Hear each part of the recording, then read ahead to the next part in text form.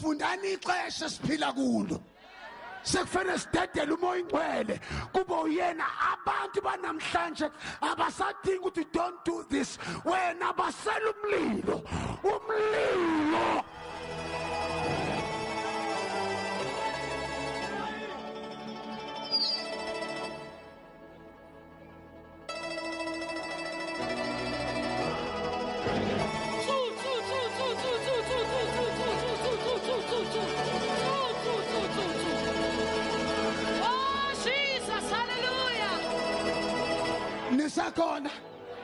nisakhona bazalwane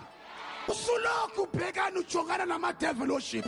ukuthi lo i-devil worship bayekele wena kufanele ukwenze basumlilo